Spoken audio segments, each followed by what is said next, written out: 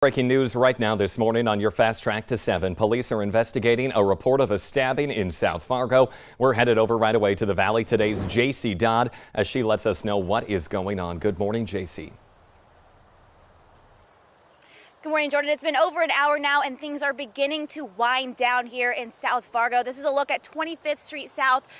A call came in just after 5 this morning for a report of a stabbing. We heard that there was a laceration to the stomach and an ambulance. When we got on scene, an ambulance sped off. Unclear if there was anyone in the ambulance, but we do know it sped off with the sirens on. But here we can see right now the crime scene tape is being pulled up. There was a canine on scene just about an hour ago. They were sniffing. There was 3 backpacks in a lawn right here near Demores Drive and 25th Street South, sniffing and then searching in garages. There's an apartment complex over here. Police over a loudspeaker yelling, surrender yourself to the nearest police officer. So they're searching for someone or something, but things are beginning to wrap up now. And Jordan, I'm expected to speak with the Fargo police here shortly, and I will bring you the latest information on that. But for now, we have no confirmation on a suspect or a victim or the condition of that victim. But for now, I will bring you the latest from the scene. JC Dodd, Valley News Live. And we'll continue to track this on the CW and that VNL News app for you. JC reporting live on this breaking news. Thank you. The mother of Daunte Wright, the young black man who was killed by a Brooklyn Center police officer last year, is calling for the firing of a police officer who she claims assaulted her for videotaping a police interaction on Facebook Live. Katie Wright says she was pulled over on a Brooklyn Center highway Wednesday and was taping from 2 lanes away. Police body cam video shows an officer asking for Wright's driver's license, but she refuses to give it. He then threatens to take her to jail for obstruction and then grabs Wright's wrist, pulls her out of the car, and takes the phone out of her hands. This is that body cam video we're talking about. Wright identified herself and told the officer they killed her son and that if he takes her to jail, she'll sue. Police say the officer was assisting another agency on a high-risk stop as part of a murder investigation.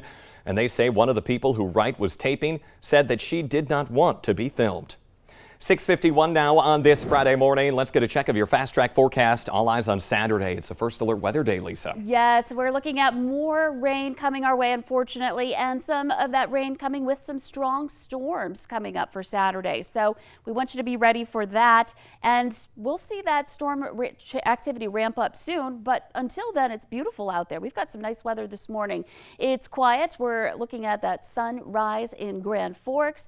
Nice and bright with temperatures that are mild. You may not even need the jacket this morning if you're just stepping from the car and into a building. We're looking at 44 in Fargo, 42 in Grand Forks with some clouds in the vicinity, and 45 in Thief River Falls. Bemidji, one of the cooler spots as we've been all week, but at least we're above freezing. We're at 39. It's 45 in Fergus Falls, and Devil's Lake checking in at 40 degrees. So visibility is looking really good in Lakes Country this morning. We do have some areas where it's down slightly. Valley City, Oaks, down to 8 miles. There is a little bit of that haze there.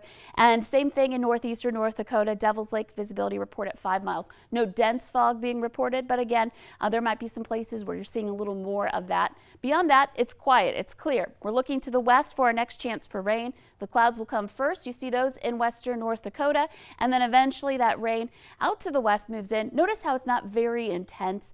And that's exactly what we'll be seeing here heading into the evening hours tonight, if we do see any rain at all, if it holds together. So just a quick nuisance shower, and then we get to move on with our evening with that round. Up until then, we've got some beautiful weather coming our way today out at the bus stop again. Not too chilly here this morning, and then this afternoon, it's going to feel really great. We're looking at 60s, even near 70 degrees for your high on this Friday, and we may just get there on Saturday. If we hit 70 degrees, it'll be the first time in more than 6 months that we've seen 70-degree temperatures.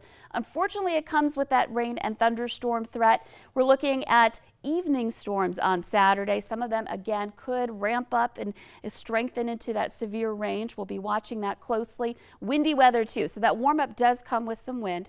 And then that chance for rain and thunder carries over into Mother's Day. It will be coming in a couple of rounds during the day with breaks in between, but still, we could end up with some locally heavy rain under any of these. And and that would be a problem for our flooding areas. And then continuing on into the start of next week, more rain and thunder possible on Monday. So all of this adds up. We could see some areas of an inch or more of precipitation if you happen to be one of those spots that gets the heavy storms each day moving through. So it's something you'll want to watch closely. And of course, we'll be right here for you at Valley News Live, and we'll have the latest on the VNL weather app throughout the weekend. All right, Lisa, thank you for keeping us updated. Now 6:54, drivers are going too fast on some Fargo City streets, and people believe that someone is going to get hurt. The city got an earful yesterday at a public meeting to discuss street racing, speeding, and noise complaints, especially along 52nd Avenue South and University Drive. Fargo police say they have plans to be more strict on illegal behavior, including bringing back a traffic safety unit and using air enforcement to keep track of drivers trying to run from police. One mom says her family even had a close call. Almost hit my kids if I wouldn't have paused and said, let's wait and double check. My kids and I could have been easily out in that street, and then that car wouldn't have had time to stop for us. Fargo's police chief is now promising more stringent enforcement. Out of harm's way in North Dakota, aircraft from an Oklahoma Air Force base are temporarily relocated to the Minot base as a precaution following a string of severe weather down south. 4 E-3 Sentries from the Tinker Air Force Base in Oklahoma will now be in North Dakota until that weather threat is over. Minot has hosted relocation before. In August, B-52 bombers from Barksdale Air Force Base in Louisiana were temporarily relocated to Minot because of Hurricane Laura. Spring flooding has taken out a culvert in Clay County. Take a look there. This is damage along Highway 26. The washout has gouged a large section of land and even damaged the bridge over the Red River in that part. Things are starting to get back to normal in the Grand Forks area. The Point Bridge on Minnesota Avenue is back open, but the Sorley Bridge on Demers will remain closed until it can be inspected on Monday. City officials say several areas in the Greenway are still underwater, so they need to be careful while using those trails.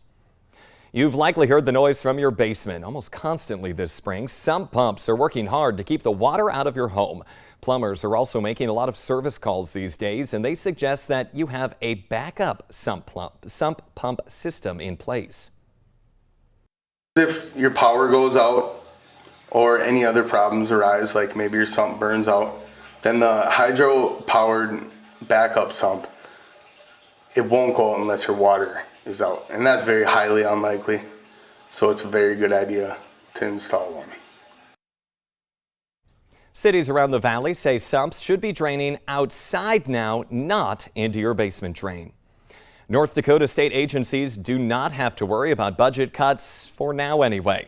Governor Doug Burgum says their drafts for new 2-year spending plans should consider inefficiencies, but they will not have to identify cuts. He says state coffers are fattened by soaring oil prices and revenue is far exceeding the forecast.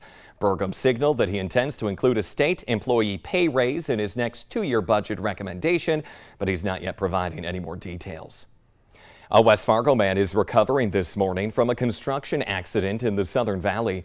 The Richland County Sheriff says the 38-year-old's foot was run over by a skid steer loader Wednesday in Morton, North Dakota.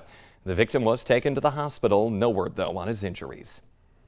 North Dakota is now the latest state to confirm a case of hepatitis in a child where all the usual causes have been ruled out.